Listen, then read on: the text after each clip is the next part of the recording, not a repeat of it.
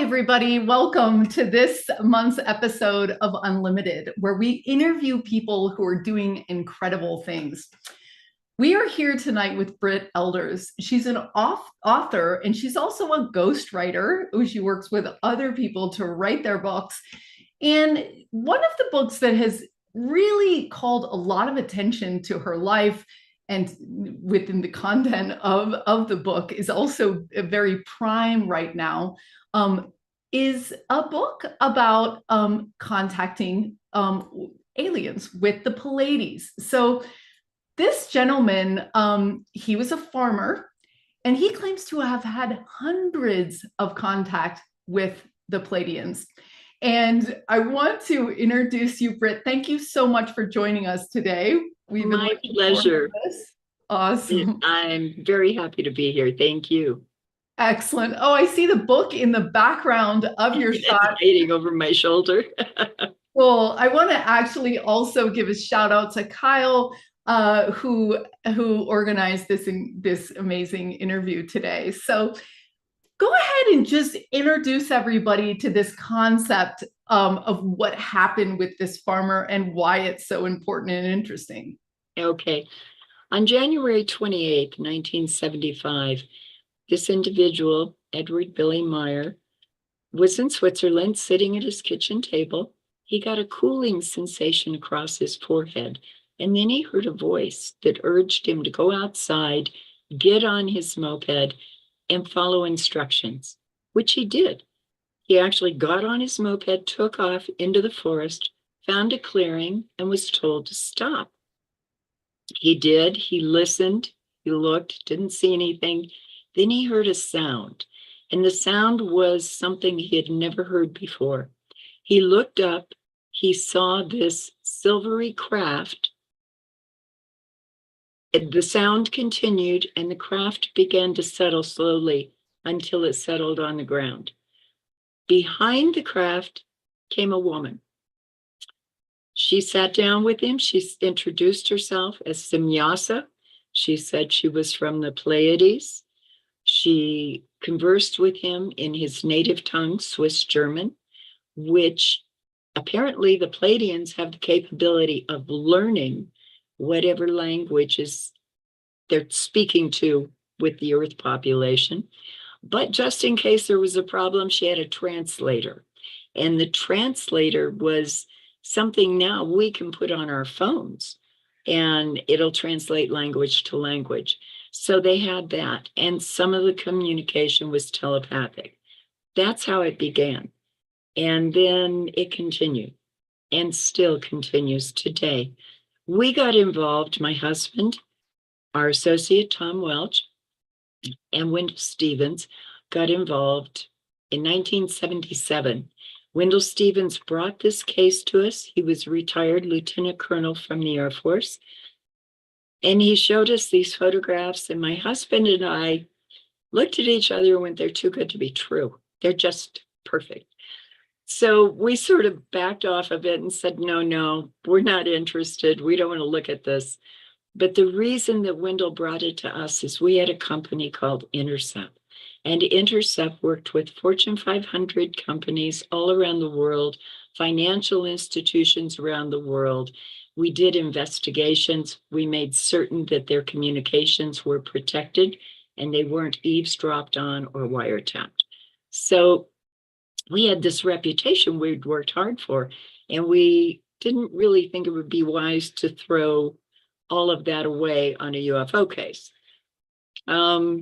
We backed off of it. Wendell brought it back to us and said, no, you got to go over. I went. It's amazing. You got to go. So we had business in London. From there, we decided to pop into Switzerland for a day. Lee, my husband, very left-brained, analytical investigator, figured he'd go in and in one day figure out how it was all being done, and we could leave. Well, we were there 5 days. We gathered all kinds of evidence. Meier gave us photographs, movie footage, the audio recordings of the beam ship, as they call it, the spacecraft, and also metal samples. We came back to the States with that. And we began a 7-year investigation. And we traveled the world going into laboratories such as Boeing Labs, JPL, Scripps Institute, USGS. We were all over the place because all of this material had to be viewed by what we felt were the experts of the time. So we went to the best labs available. I have to say, most of them went, UFOs, are you out of your mind? Now step back in time. This is the 70s. People weren't quite so open to the subject then. But we could eventually converse with them enough so that they would say, all right, we'll take a look at it. The end result was not one of them could duplicate what Meier had presented to us. No one has been able to duplicate any of it, much less all of it. So at that point, we decided, okay, it's time to just put this information out there, as an investigator would do, and let people make up their own minds. It's not our job to say it is real or it isn't real. Meier is the only one that has that truth. It is our job to present our findings, and then everybody can decide. That's so interesting. Why do you think the universe chose you to do this? Like, why did he choose you? Why were you chosen to do this important mission? I don't know, other than both Lee and I had just extreme curiosity about anything that was unusual. So we knew we could do a good job on it. And I'm sure they probably knew too. Just as they had chosen Meier, they watched him for a period of 10 years before they decided that they could contact him. They wanted to make certain his frequencies, as they said, his vibrations would be compatible with theirs. I'm sure that they monitored us too, and I'm sure that that's why Billy turned all of this material over to us. So that's really fascinating about the metals that were found and the fact that they couldn't be duplicated. You know, we got some information that bismuth crystals, which is this beautiful, it's 86 on the periodic table. It's my favorite crystal because it's fractal in nature. Now these are human grown in a lab, but it's the same principle, and that has been shown to be part of ships. The interesting thing about Meier's metal was it was metal and it was crystal and it was metal. So it was very, very unique that way, the way it was composited. At that time, we couldn't do it. We had to melt everything and pour it. This was a cold fusion process. And the original person that came in to check out the metal was Dr. Marcel Vogel. He in turn brought in 42 other scientists to work with him. The thing that fascinated me, and this was my moment of truth when it came to the evidence that this is something that could not be duplicated. The metal had thulium in it, and thulium is a rare earth element that is very costly to extract, and it is very rare. How would Meier know to put that in a metal, and how could he create a cold fusion process, which we could not do at that point in time? That is so fascinating. So what you're saying, it was metal, crystal metal? Yes. How big was this piece? Was it like this piece? Oh no, it was tiny. We had to be very careful with it because it was about the size of a pencil eraser. That was it. Yeah. So we had to, make certain that it was separated properly and we didn't use it all up so that we would have some for later testing. Wow, that is just so fascinating.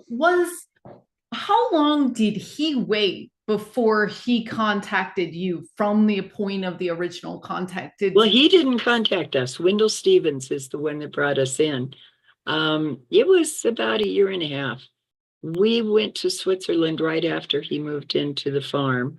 He had been a caretaker. He had lost his position, and he had decided to stop being a caretaker and just be a farmer. And Billy's a great guy. He's very earthy, very humble. He's not wealthy by any stretch of the imagination. When we got there, they didn't have indoor plumbing. They were hauling water in and heating it on the stove to wash dishes and wash themselves. He's just a really centered man, has a unique kind of openness about him. He never shied away from questions we asked him. We would sit up all night long around his kitchen table talking. Anything we asked, he answered. He was very receptive to everybody that came over. And that created some problems in his life because people were banging on his door at 3 o'clock in the morning, demanding to be heard. And they had something they wanted to say and something they wanted to hear from him. It finally got to the point that Billy just said, I want to break the contacts. And Lee sat with him all night, talking him out of that. When he finally decided he would continue the contacts, he made a rule that, all right, if you want to talk to me, you got to work in the fields with me. And that seemed to work really well. That's really beautiful. That's really beautiful. So I love that you say that your main driving force was your curiosity, that you were curious about things that stick out, and that's same with me. I was just writing my talk for a visa and I was like talking about my essence because we're doing a purpose lab and my essence is to like stick on the glitches in the matrix and say, why did this happen? What happened here? Why did that happen? Let's do this again, But what were your initial questions to him? And what made you curious about this extreme anomaly? Because you wouldn't have had any experience with it before it. So what came to your mind as your curiosity with him? Well, I think our initial questions were, why Meier? Why was he selected? And he told us that, like I just told you, he had been monitored for 10 years. And then they decided they could communicate with him. They did use a female contact for the initial contact because they recognized that the men of Earth were less hostile to females. So that was the point there. We wanted to know more about the Pleiadians. Why were they here? They told him that the biggest reason that they felt they needed to be here was to let us know we are not the only thinking beings in the universe, that we had to move away from that concept that we're all there is, because there's so much more. And as this book is the 45th anniversary edition of volume 1 and 2 together. And when you look back to 1978, when the book first came out, and you realize we didn't have all this technology we have today. We didn't have telephones that take incredible pictures. We didn't have Photoshop. We didn't have personal computers. None of that. So Meier didn't have access to that either. And looking back at it now, I think the case is even more profound because that is so strongly evident that there wasn't the ability to manufacture and create. Industrial Light and Magic was just getting off the ground. It was a baby company back then. So yeah, it's very interesting. You got to forgive my voice, guys. I've got a lot of allergy stuff going on. Oh yeah, I was noticing that. Well, thanks for joining us regardless. That's so My cool. pleasure. So I get that's a very interesting part about this, because in reading about this case in this book, that is what they say. It's like, well, this was before all that stuff, so we weren't manipulating, all the, Right. and stuff. And then this guy himself he didn't even have running water. He's a farmer, so he wasn't even in his milieu of like, Great. of his skill set, Yeah. So that's interesting. So was he completely remote? And can you describe how they would make the contact with him? Like, what would he go walking outside? Like, what actually, how did it go down? Well, usually he would get that cooling sensation, like I said, across his forehead, and then hear a voice directing him. Sometimes he went out on the moped, sometimes he walked, sometimes he got on the tractor and he followed their directions to wherever they wanted to meet him. One of the intriguing things about the contacts is we made a documentary film in 1982. It's getting ready to be released the end of this month. But when we made that documentary, we were using gamma radiation detection equipment that was from a company called Wild Heerbrug. We went to the very first contact site, and the site was hot still. And they had told Billy that, and this was early on, back in 77, I believe, that they had to get rid of the first craft they were using because it was leaking radiation.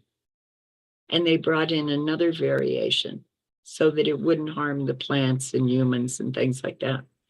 Still, all those years later, the first site was hot. Then we measured Billy's moped. It was hot. His belt buckle was hot. It was reading so high that the gentleman that was working the equipment for us said, we need to call in the Swiss nuclear people. And we convinced him not to do that because we knew they'd shut down the film and everything else. So we said, no, please just wait. And that was kind of surprising, but I think it just says something to the fact of what the Pleiadians also told Billy. They are like us. They are evolving. They are not perfect. They are constantly going through their practices of growth, just as we are. That's very interesting that that was their message, that, hey, guys, you're not the only ones here. Yeah.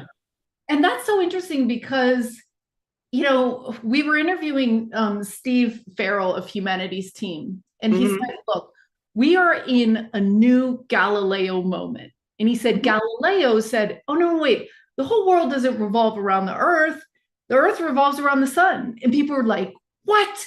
No, house arrest, you know, like he was like completely shut down. Yeah.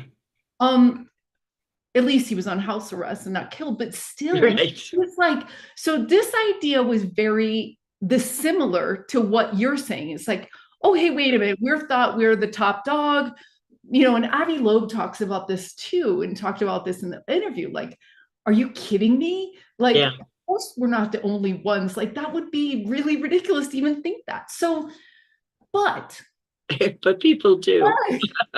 There's something that gets to happen between the intellectualization of, oh, we're not the only ones in this galaxy or what, etc., to actually meeting with them, talking with them, interacting with them, you know, and all that stuff. Mm-hmm. So what do you think that's going to be like? I mean, when we actually start living in that reality. When we recognize it, because I think many of us are living in that reality now. There are a lot of people that are having experiences, whether it's a sighting, whether it's a face-to-face, whether it's a telepathic communication. I do believe there's much more going on than what we are aware of. I think when it happens en masse, when more and more people are aware of this, I think there will be many of us that will want them to cure our ills, to solve our problems. The Pleiadians told Billy they're not here to do that. We have to learn from our problems, and we have to grow with that learning that comes about. So that's something they want to watch us develop. They think of themselves as our big brothers and big sisters, because they say their forefathers were our forefathers and they helped seed this planet. But in the whole process of all of this, they want us to grow. They want us to be prepared for what's out there. And we're looking right now going to Mars, setting up bases again on the moon, setting up bases on Mars, and then it's off into the universe. We've got to be in a position where we're not carrying our baggage, our earth baggage with us, where we are so wrapped up in anger and frustration and hate and all of those things that are tearing us apart now. We've got to be more centered. And that's something they really feel is very important for us as the collective humanity of this planet. We have to grow through that phase and get out of it and learn to communicate, learn to explore different ideas and not take offense because someone else has a different view than you do. Yeah, that's interesting. Because, well, I mean, I guess I'm just going to say this, like Steve Farrell, who was the one who was saying we're in a new Galileo, was also saying, hey, wait a minute, we're all one. Like we're tied together, we're all one. So in a sense, when we argue with other people, we're arguing with an aspect of ourselves that Exactly. is a different experience. Which is just like mind-blowing. It's like, wait a minute. It is so true. And it's important to realize that because it may not be the topic you're arguing with, but it could be the concept. So, whether it's you're fighting over, I don't know, whatever, it may not be that specific point. It might be something bigger, or it could be something smaller. But the point is, we don't need to fight because we are all related, because we are all part of creation. We need to respect each other more. We need to have more of a concept of unity as the quote family of man, but we need to have our individuality at the same time. And if we're curtailing another's individuality, we are also curtailing ours. Yeah, and that's, I think, the message that I was trying to get at before, with the fact that there's going to be a lot of species and they're going to look totally different than us. And so are you going to have prejudice over the mantis beings? Are you going to have prejudice over the blue beings? Like, how is this all going to work? Right. And, it's interesting that they're saying that we are ETs. And my 10-year-old son, a couple years ago, he's like, oh, are we ETs to other aliens that live on other planets? Technically, we would be. And technically, if we're children of some other ET race, is what they were saying. And what some people are claiming is that, hey, we were genetically created by some advanced civilization, and the Pleiadians are just one up from us. There must be other, right? Sure. So that's so interesting, and that can help us not have prejudice to them, because we just look a little like all of us look different, which is great. But we have to understand too that if the Pleiadians were one group that seeded Earth, there have to be other groups too. And when you start looking back through history and you start finding the correlations to what they call the Star Brothers or Star Family, and how these beings came in and taught them something, gave them something to better themselves, such as the knowledge of farming, or maybe the knowledge of how to create an observatory, things like that. It wasn't that they cured the problem, they just gave them a nudge in a direction that they needed to move forward in. And if so many other civilizations out there exist, and the Pleiadians told Billy there are 108 that, and this is back in 75, that were visiting us then, just think what it's been through our history and think about the different individuals that have come to this planet and perhaps seeded it. That is so fascinating that there's 108, because that's a huge number for me and everyone else, because it's the number of Amazons. That is so fascinating. So I want to talk, before we talk about the film and where to find it and where it's going to be out, when was the last time he had contact, and how did the message evolve? Wow, the message has continued. Billy does have face-to-face contacts, but he also has telepathic contacts. And so he's he has both. And what he does is after a contact, he goes back and he writes down what was discussed, the conversation, and it's through telepathy that they sort of replay the entire conversation for him. He has created journals that we call the contact notes. They've evolved over the years from the standpoint of initially trying to teach him how we can better ourselves as humanity, as a big group. And now they've gotten into even more of that. They talk about, things like creation. They have done some forms of prophecy because they have an event clock. So I don't know that I'd call it prophecy. But they say in their event clock, if event A happens and event B happens, then event C is bound to happen. But if A happens and B doesn't happen, C won't happen. So that's how they sort of look at what's happening.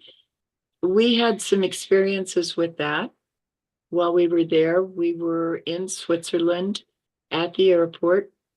We came back to the Meier farmhouse, and there was on the TV screen this big cross and dirge music playing in the background. We asked Billy what was going on because we had heard that Anwar Sadat had been assassinated. And we asked him, and he says, they're telling people the wrong things. They're saying it was one man that assassinated Sadat. He ran into his office, came out with this big blue binder, opened it up, and found a passage where it said Sadat would be assassinated during a military parade, and it would be by a number of individuals. And so Billy was telling us what the news finally reported the following day. That's interesting, right? Yeah. So did he give you guys access to all of those journals, or was Yes. it? Yes. Yeah. We brought them home. We looked through them. We read them. In the book, in UFO Contact from the Pleiades, and in the documentary film of the same name, there are many quotes in there from the Pleiadians. And the primary contacts at that time were Samyasa, Quetzal, and Ptah. So I have another question, but let's talk about the film since we just mentioned we would. Where Okay. are people going to be able to watch this? Where can they look for it? Beyond Words is bringing it out.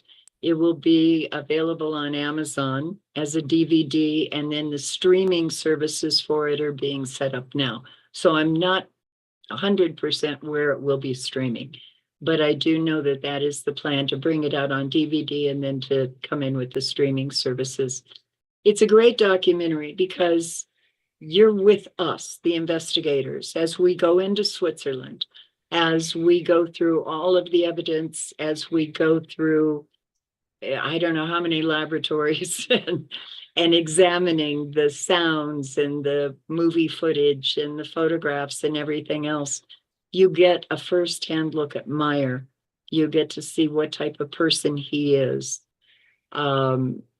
It's really good too, because it also brings out the witnesses. There have been many, many people that have witnessed what's gone on with Meier. They've seen craft, they've seen him vanish, they've had all kinds of experiences there. And this has been something that we were really pleased to be able to do, is bring their statements forward as well as all the documentation. So when he disappeared, what happened there? Was he taken on the ship? How did it work at the missing time? Oh, I can tell you a story there that's rather interesting. My husband Lee was up on the roof with him, and Billy has a house that is Swiss house, big pitch on the roof. And they were patching it because they had had a little bit of a leak. Billy was on the left-hand side of Lee, and the ladder was on the right-hand side of Lee. So Billy would have had to have walked in front of Lee to get to the ladder, and that was the only way down. Lee turned around to talk to him, and Billy was gone. Several hours later, he came walking down the road, just as happy as could be, and he said, yeah, they came and got me. Lee was not aware that he was removed until he turned around. And many people have had that experience with Billy, that he would be there 1 second and then gone the next. Sorry, that is so fascinating. That's so fascinating. So this next question, it's interesting because we know that ETs have been coming into our 3D reality, Right. because we have craft retrievals and we have Right. all this stuff happening, right? But my question to you is how does he see it? How do you see it as being an interdimensional phenomenon? And how does that work between the dimensions of, I guess now that I think about it, it's all physical. The dimensions are probably frequency locked places. Exactly. So it's not really like, I guess, yeah, now that I think about it, I guess it's not one or the other, it's both. But anyway, how does that work? How did he say that works? Well, he was talking about the fact that you, and he talks about reincarnation a lot, but as you go through incarnations, you develop into these other areas. But he says that the interdimensional aspect of it, they still have a frequency that we would recognize on Earth and can tap into. So interdimensional beings can be seen physically. The Pleiadians, their vibration is just slightly askew from ours. So they have the ability to be seen. They don't like to be around humans. They say that humans have something called auric stench, which is, yeah, I know it's a great term. It's the negative energy that we carry with us. And so they can only be with us for a little while before they start feeling nauseous and not feeling well. And that's why they don't visit that often. That's so interesting because we feel nauseous when we have communication with them because it's also like too high vibration. Frequency, yeah. But also we have, if you really look at it, we have that same type of reaction with people, general people. You can walk into a room, you know who you gravitate to, and you know who repels you. And so it's becoming more and more in tune with that inner knowledge, whatever you want to call it, intuition, whatever. There's so many things to call it, but it's recognizing that's coming from the heart, the spirit, letting that, sort of guide you as you go through things. And that's what I tell people that are worried about having negative experiences with extraterrestrial life. I don't think they're here to take us over. I think they would have already done that. But I know that just like here, not everybody out there is really good. So follow your heart, follow your spiritual feeling, what that gut says, and move with that. And if you don't feel good about something, avoid it. And you have free will. You have the right to say no and stop. Yeah, I think that is a great point. And we always tell people to, you're incarnated, you're in this world, and you get to call the shots. Right. And it's good to voice it out loud and say, like, you do not have my permission to contact me while I'm sleeping or whatever it is. Exactly. Or whatever, because that's really cool. So one thing I'm going to do is I'm going to share the screen for a second, about the film and things. This would be a good way for you guys to get on Brit's mailing list. So if you go to britelders.com, she's got all these books she's written and ghostwritten, and we may have time to get into some of these cool books. And if you go up to Watch the Skies giveaway, we still have time till July 1st. So you can just enter here, and that way you're going to find out when her film is coming out. Here's a little bit about it as well. So I also want to tell you guys that a week from we're going to be going, as I mentioned, to Ibiza. to meet with some of the most incredible scientists in consciousness right now, including Cassandra Vitton. She was the lead at IONS Research Institute for many years. She's now at the Arthur C. Clarke in Imagination Center. The head of Google strategy in AI, Sarah McCrum, who's doing incredible work with regenerative agriculture. Chamonix Jane, who you all know, she basically proved that Reiki and meditation actually worked from a very scientific level. Scarlett Lewis lost her son in a shooting and has created this entire movement called Choose Love, where it's in schools all over the world, and she's teaching forgiveness and all these different things. Also, we're going to have Lynn McTaggart there, and we're going to be doing an intention experiment. And I want to highlight what Lynn is doing right now, because this is something that we've also been doing recently, which is using intentions, not only to cure things, but actually, where does she have it here? Sorry, I should have pulled this up before, but she's actually doing something called Revolution 8, which this is idea that we can actually will into existence things that will support our communities re-envision the world. And is very powerful. And it's something that we've been doing with the Dream Machine at LightNet, which we're going to tell you more about in the coming months. We are going to be launching the Purpose Lab.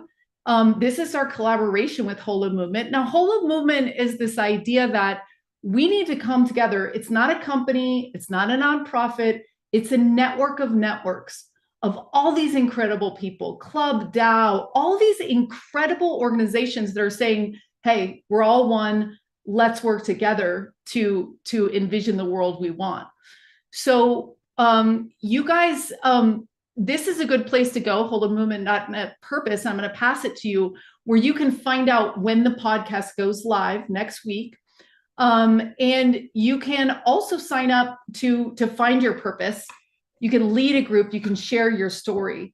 And for the first episodes, we have Chamonix Jane, we have Richard Rudd of the Gene Keys, who's absolutely incredible. His work is some of my favorite work.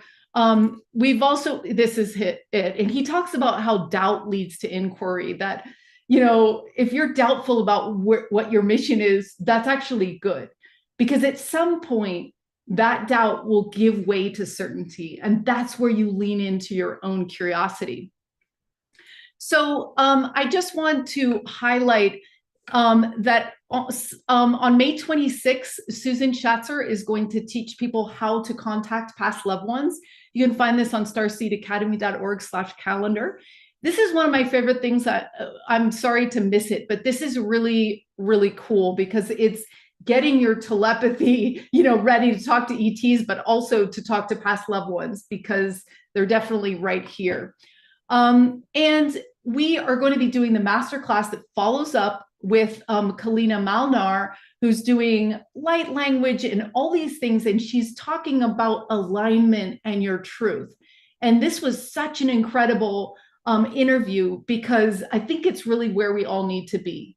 Because when we're in our alignment, where we feel good and feel at home with what we're saying and what we're being and what we're thinking, magic happens. And so this is a Starseed Academy collaborators workshop. So you want to join if you haven't done that, to do that.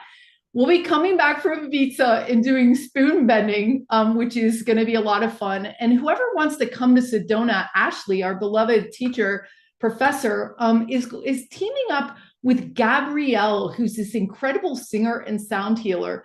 And they're going to be doing all the hikes to all the vortexes, healing, past life regression, mediumship, all the things that you guys are interested in and want to know more about, but it's going to be in person, which is going to be really, really cool. So that's all the announcements I have, and I'll share the links in the chat.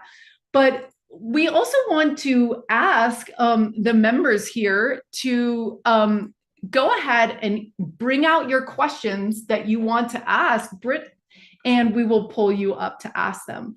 Now, let's talk a little bit before we open it up about these other books that you've written, because you were talking about the climbing the mountain book, you were talking about the autistic book. Let's dive into some of these things that have chosen you to be written and why you think they're so incredible. Even the book about moving, you know, they say that moving is is as stressful as getting a divorce and all this stuff. Like, it can be really stressful.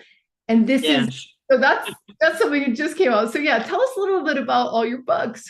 Oh, I love to write. I believe that curiosity propels creativity. So and I let life lead me. It brings these wonderful topics to me that always teach me something. With the moving book, my friend had moved 29 times in 40 years, and I haven't moved at all. I mean, I'm stuck here, I think. I love it. And so we decided, after talking to some people, that this book really needed to come out to help people remove some of the stress that they go through while they move. And it's full of lists and places you can make annotations to things that you have to do, need to do. And then I just finished one not too long ago with Deanette Wells, who is an extreme adventure sports woman. She's climbed the 7 summits. She's raced all across the world. And it is such a powerful, profound book. Her son died in an extreme sports accident, and it's all about her journey through that, as well as her journeys on the mountains and across the deserts and every place else. I wrote a great book with Dr. Mark Mancola, The Way of Miracles, and it's about self-healing and raising your vibrations.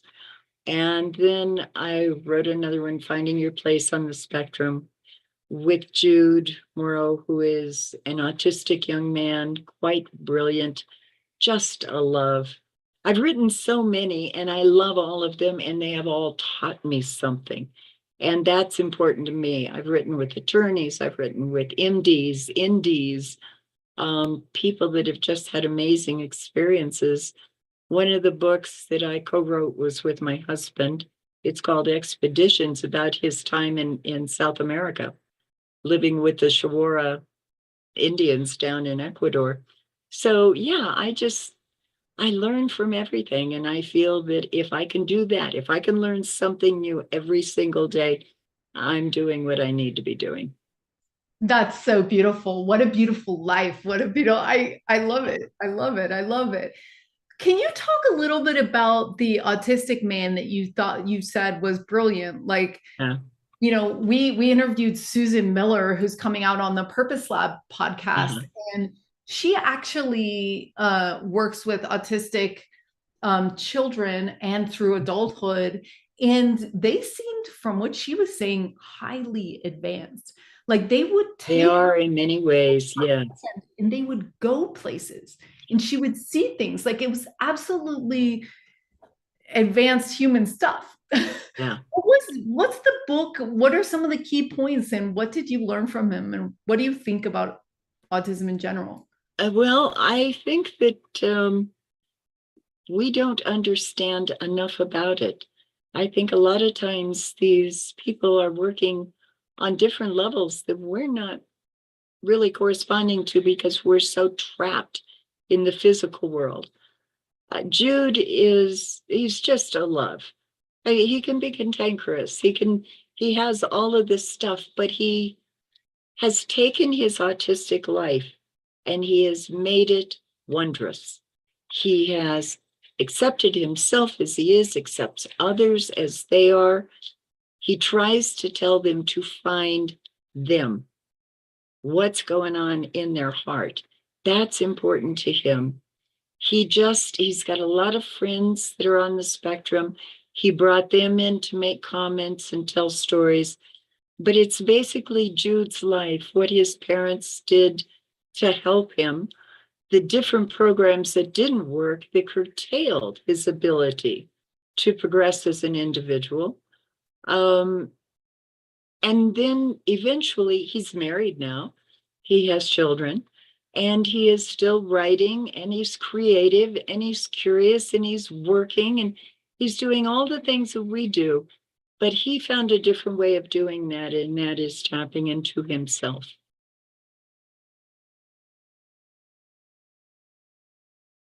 A lot of questions coming in on the different YouTubes. Thanks to New Realities, thanks to Portal to Ascension for co-broadcasting with us.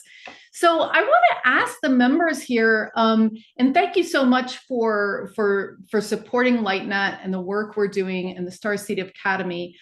We are about to launch our Season 7 Academy, which is going to be remote viewing, waking-induced lucid dreaming, intuition, and also channeling artwork, which is going to be incredible. I just dropped a link in the chat for you guys, or I will now, which will allow you to get into the launch waiting list, the launch list, to give you guys more information.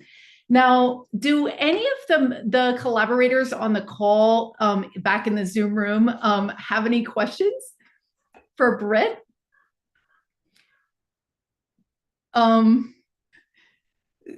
So one of the questions we've got, yeah, raise your hand. Okay, cool. Betsy, cool. Brit, you're so adorable. You guys were over the YouTube, but if you want to get in the back end, you just go to starseedacademy.org/join and you can jump in the back. But welcome, Betsy. Welcome. Hi, thank you. Thank you both. Y'all are both delightful, Brit. So privileged to be in this space with you. Thank you. I heard a comment you made about they hate. I didn't hear the whole thing. I wouldn't be bringing it up. Did you get a nickname called the Eyes from the Pleiades? Can you elaborate if they have a little nickname for you, or you do know? Am I making this up, or? Well, that's interesting. No, I don't. No, I'm just Brit. I don't have a nickname. Okay. I don't know where that came from. That's interesting. I'm so sorry. No, don't apologize, please. What I find interesting about things like that is, I think sometimes, and this might sound funny, but I think sometimes we hear with our heart and not necessarily with our head. And I think you might have been picking up on something else. Yeah. Okay. But and you know, Billy accepts his life as it's fulfilling a mission. Yes. And I just applaud you for bringing attention to what I think is important, because humans are idiots. And the broader message is, yes, they love us, but boy, we sure do make some bad mistakes, don't we? Yeah, we do the same thing over and over. And I'll be quiet now. You know, apparently they've made some pretty bad mistakes too, because the Pleiadians did not start in the Pleiades. Their initial homeland was in Lyra, and they had what we would consider a nuclear war. They destroyed their planet. Fortunately for them, they could get off their planet and go to the Pleiades and the Hyades and other places and engineer planets where they could live. We don't have that capability. We can't get off our planet, and we don't have any backups out there because we don't know what else exists out there. So this is one of the biggest reasons that they were telling Billy that you really have to get in touch with being connected with each other, with communicating, with not fighting all the time, without wars, and began to bring the world together in unity. Not that we're all equal. We are, but we aren't. We do different things, which makes us individuals. But we have to learn to respect each other. And somehow we've misplaced that. And I think that's one of the worst things we have done to ourselves, is we don't respect ourselves enough, and we don't respect others enough. Profound. True. And the other thing, the Pleiadians, I think that they're worried they'll fall back in a negative state if they're around us. Because that's kind of the stench or the aura that. Yeah, we make them sick. Possibly corrupt them. Yeah, that's our auric stench. Yeah, we haven't outgrown. I mean, we live in a physical place. We we get that, but we don't balance our spirituality and our physical being well enough to be in harmony in ourselves. And so that creates an issue for them. Yes. And it's not just them. I hear it from others as well, that other people that have had contacts and been abducted, that when they're around Earth humans for too long, it just, as Billy says, they turn over in their head, but they also feel nauseous and they don't feel comfortable, and they can feel our instinct towards aggression, which seems to be the biggest problem we have. Well, I love that you promote him. I can't stop it. I just love that you took this.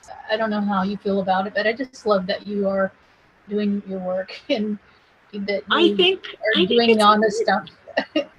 It's important right now. There's a new generation coming up. They need to be made aware of these things. They need to, because they're going to be the ones that are out there in the universe. They need to be prepared and ready, and they need to learn that it is a balance between the physical world, the spiritual world. It's not so much your head. When you think with your head, sometimes you get in trouble. But if you think with your heart and you follow it, and that's your intuitive instinct, I think you're usually good. And I'm not really promoting a message per se, like some people have with different things. I am saying we have to be aware, and we have to develop as humans and be the best possible people we can be. That's lovely. That's lovely. It's uplifting thing.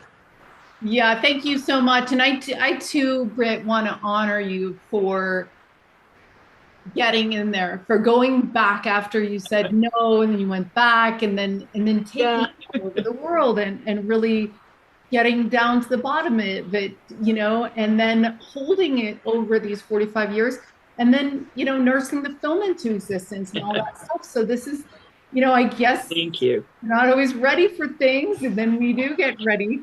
Erico has a question here, but if you could turn on your camera, that would be great. I also, what did he say they look like? What was the visual? Very much like us. When he met Simyasa, she had long blonde hair, very, very fair skin, almost like a translucent quality to it. She had blue eyes and was dressed in a silvery type of material, very much like us. Very interesting. Okay, Erico, go ahead and unmute yourself. Okay, thank you for wonderful talk. Hi, thank you. Is the person or the Sanjay that Billy has been talking, is the same person as Jason has been meeting and writing about in his books? Oh, that I don't know. I do know that Simyasa was Billy's primary contact for a number of years. Now his primary contact is Quetzal. Okay, yeah. Okay, thank you. You're welcome. We've got some other questions in the chat here about what do they say, the Pleiadians say about the other types of aliens? The Greys, for example, was one of the questions that we got. They haven't specifically identified them and said they're good, bad, or indifferent. They have told Billy that there are other civilizations visiting us, and they have said that some you have to know inside that they're not people, individuals, beings that you want to have anything to do with. But they also said that for the most part, they're very benevolent. So what advice would you have for people that want to make contact? Part of me is thinking well, if they're sick around one human, imagine if they're in a city. So I guess we really can't be in the city for them.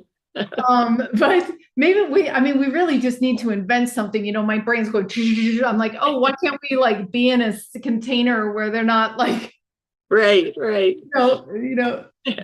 What advice would you have for people that want to have experiences like he had? Well, I know there are different groups that actually go out and try to call the craft in and try to have communication. I have no issue with that. Just use your natural, innate ability to be intuitive, and be careful what you ask for. Because so many people that we found that have had, quote, abduction experiences, when you talk to them, they actually precipitated the contact. It wasn't an abduction. They got out of their car, they walked towards the craft, they looked up, said, oh my gosh, what is that? Bing, they're gone, they have an experience.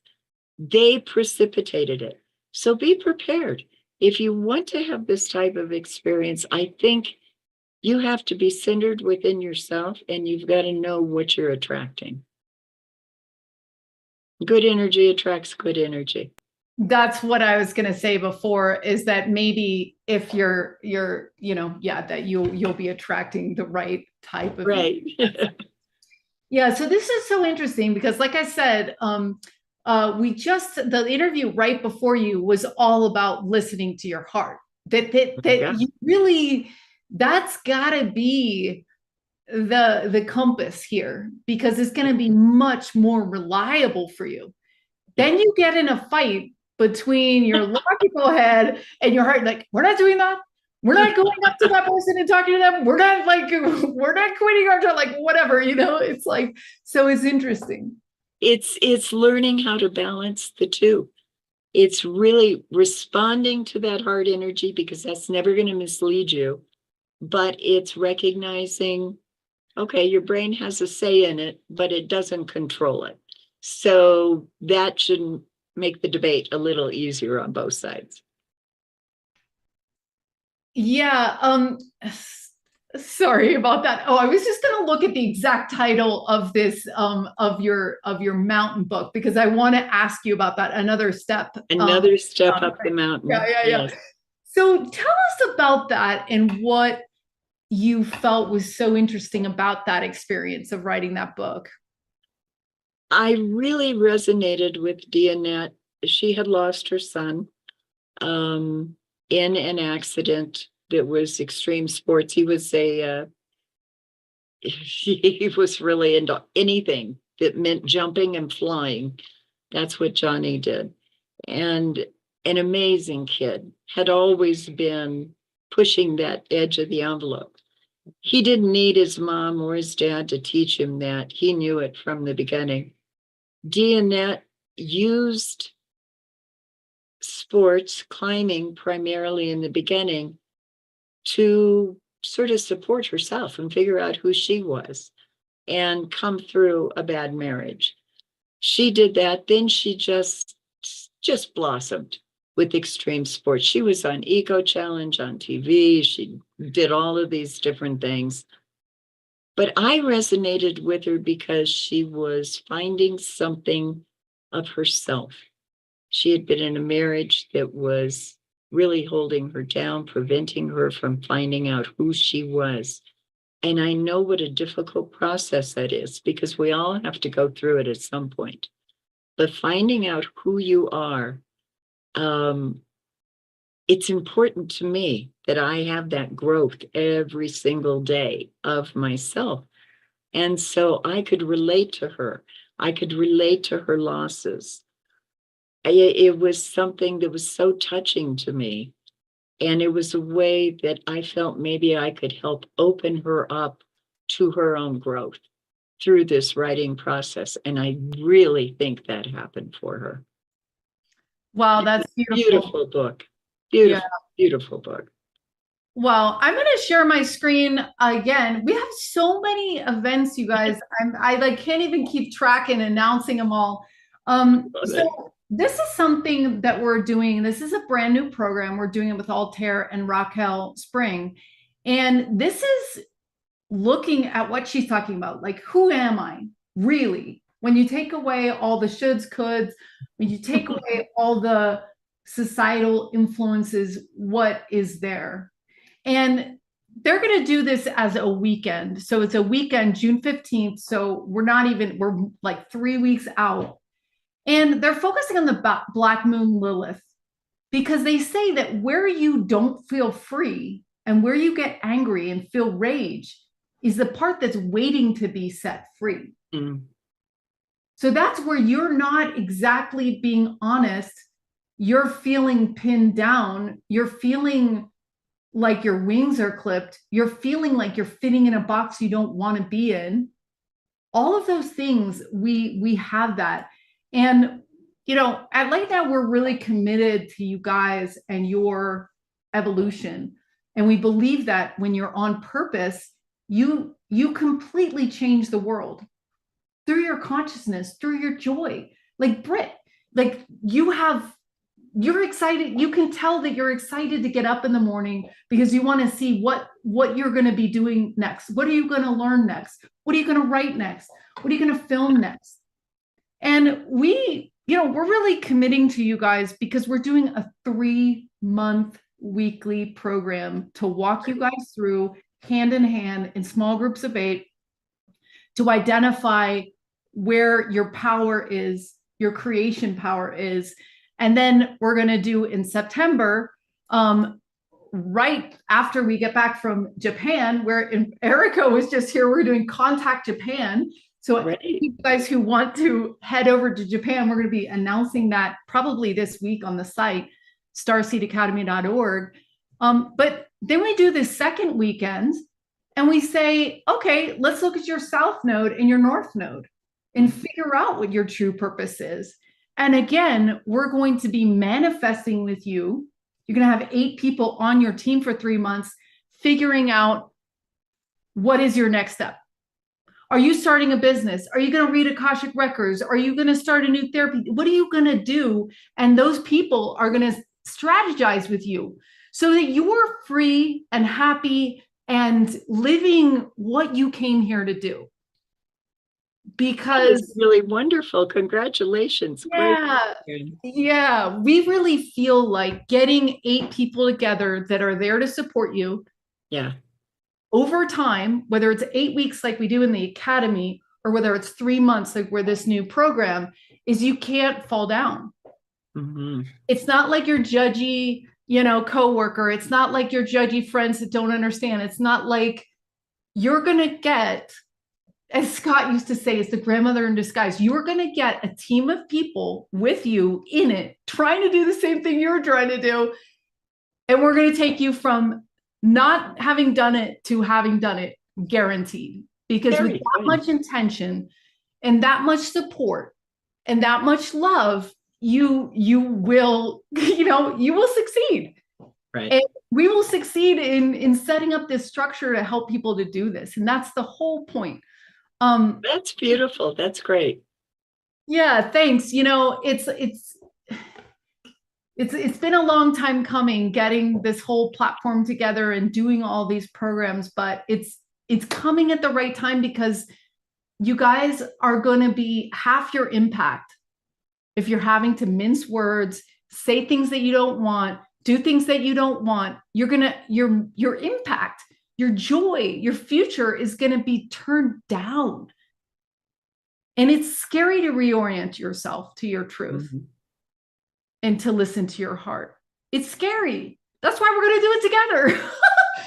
That's why we're going to do this together, is because, sometimes, I go through this all the time. I'm like, really? I have to do this? This is scary. And then you do it. And once you leap, you get caught. But you do have to leap. And that's the terrible thing about it. It's doing the inner work. That's what's important. I mean, all this other stuff is exterior, but you got to do the inner work. Yeah. So, Brit, what would you want to do if someone said, do you wait for projects to come to you, or do you ever, like, in your mind go, oh, I'd like to write a book, or I'd like to start researching about X or Y? All of the above. Projects come to me, publishers come to me, agents come to me and say, I have an author that needs help. Would you help? If I can connect with that person and feel like I can do something to help them, I'll take a look at it.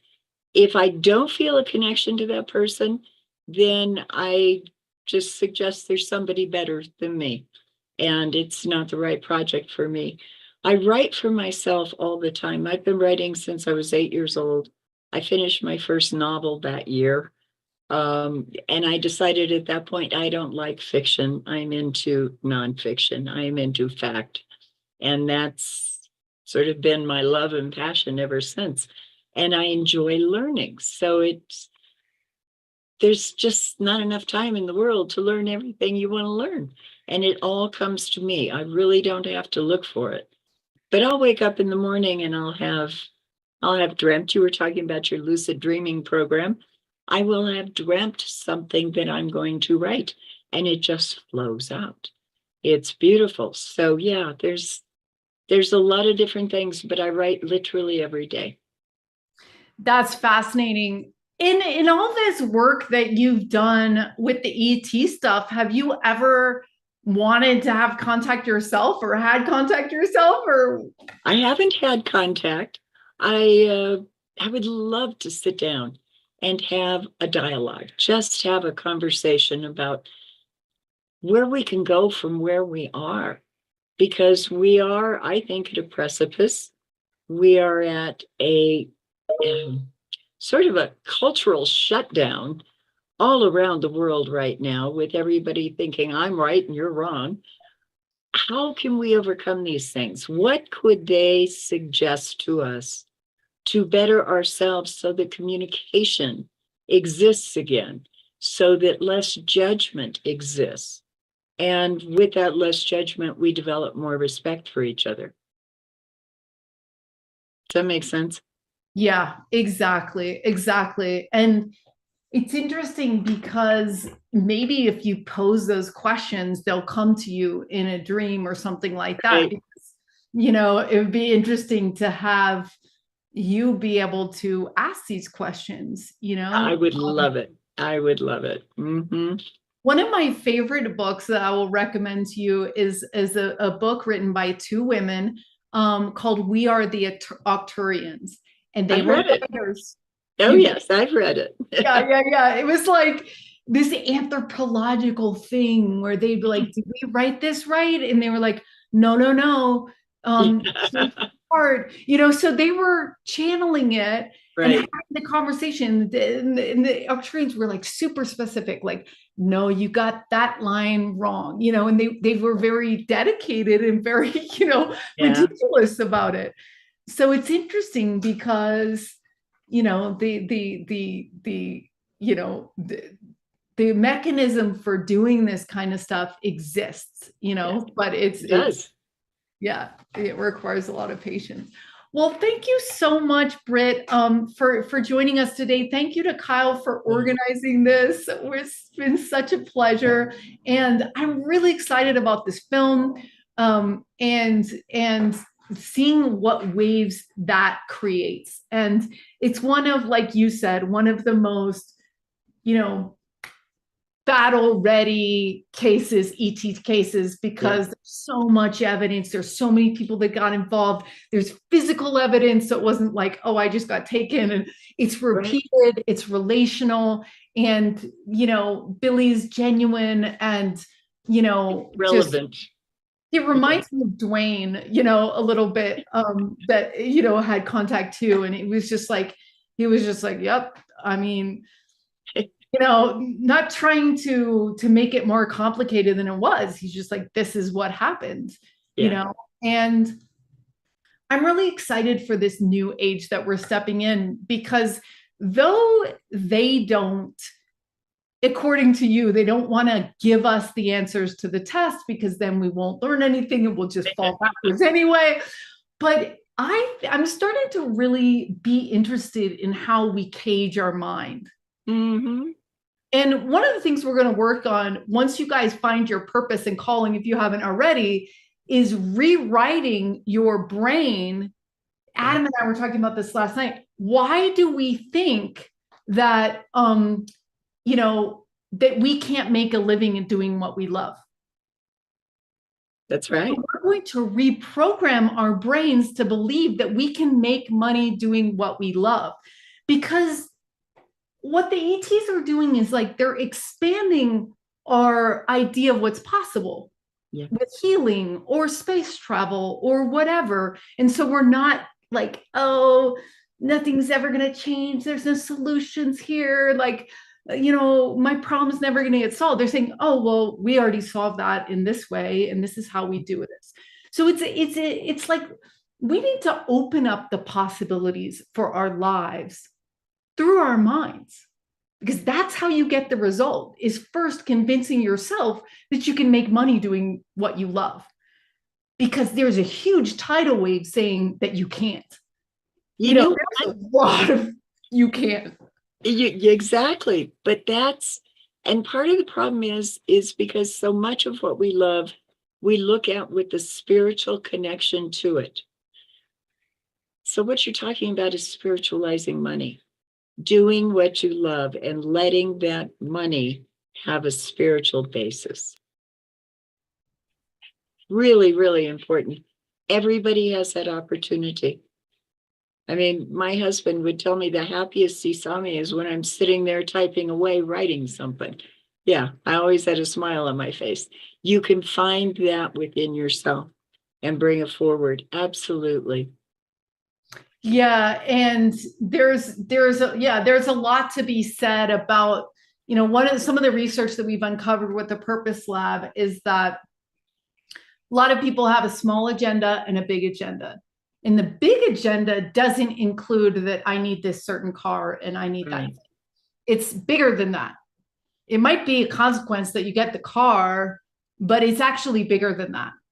And then we've also talked to quite a few famous people, NFL players and all this stuff. And they were like, oh yeah, all the money, the fame, the crowds, the this, the that. But actually, I'm so much happier now because I'm teaching people yoga and like their health thing. And they liked it because they could feel it was more connected, like they could feel the effect they were having. And that's another pattern that we're seeing, that there's a difference between the sugar high and then the deep fulfillment. And the deep fulfillment comes when you're helping someone else, because it's deep fulfillment. I don't know how else to say it. It's like you feel good that you help someone else, and that's really interesting, where you start to, your passion is helping yourself because you're giving your permission to be yourself, to do what you came here to do, to resonate in to live in your happy zone, to live in your purpose. But in that, you also end up usually helping other people, even if it's just to say, wow, she did what she wanted to do. Like she was herself, like, even if it's just that.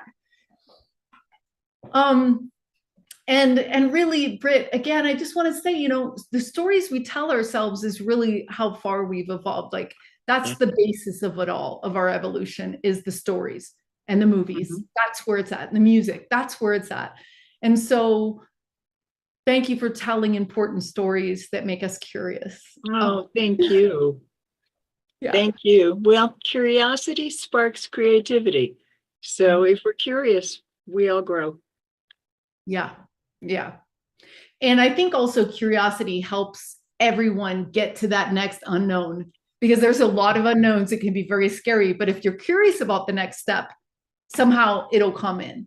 And that's where the miracles start happening. You're like, well, I'm just going to stay curious. Because when you're curious, your brain is actually not pulling from patterns that are locked and stale and moldy in your head. It's going, well, I'm going to break out of the stale, moldy pattern. And you can only do that when your brain is in curiosity. Fact. Right.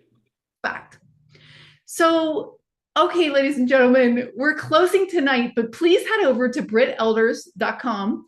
That's where you're going to sign up to be a winner for her books. And that will also get you on her list, so you know when this film is coming out. This is going to be so awesome. Right. Yes. So thank you again, Brit. Have a beautiful evening. And thanks for coming. Thank you all. I've enjoyed this. It's been beautiful. Thank you. Me too. All right, everyone. We will see you on the other side. Bye, guys.